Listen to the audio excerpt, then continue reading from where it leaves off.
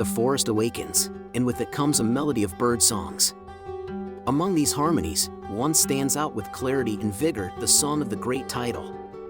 Meet the great tit Parus major, a lively resident of the woodlands, gardens, and parks across Europe and parts of Asia. Dressed in nature's finest, the great tit boasts a bright yellow belly divided by a striking black stripe, bold black head with light cheeks, and a mix of green and blue on its wings and tail. This vibrant appearance sets it apart from its peers, making it one of the most recognizable garden birds. Its vocal range is truly diverse. From clear whistles to sharp teacher-teacher calls, each note conveys a message, be it a mating call, territorial defense, or simple communication. A versatile diner, the great tit feeds on a mix of seeds, nuts, and insects.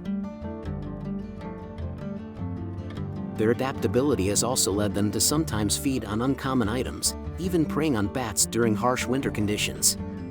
Spring ushers in the breeding season. Pairs bond and seek out cavities in trees or walls to build their nests. Made from moss, hair, and feathers, these nests cradle an average of 6 to 8 eggs, which are incubated mostly by the female.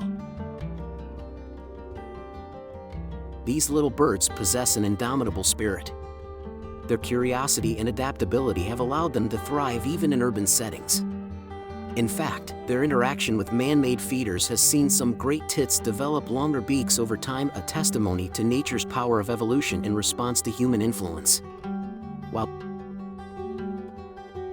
the great tit is currently thriving, it's a reminder of the delicate balance of our ecosystems. Protecting their habitats ensures not just their survival, but the rich biodiversity of our woodlands. The great tit, a small bird with a big presence, continues to be a symbol of nature's resilience and beauty. As we revel in its melodies, let's commit to ensuring that its song never fades away.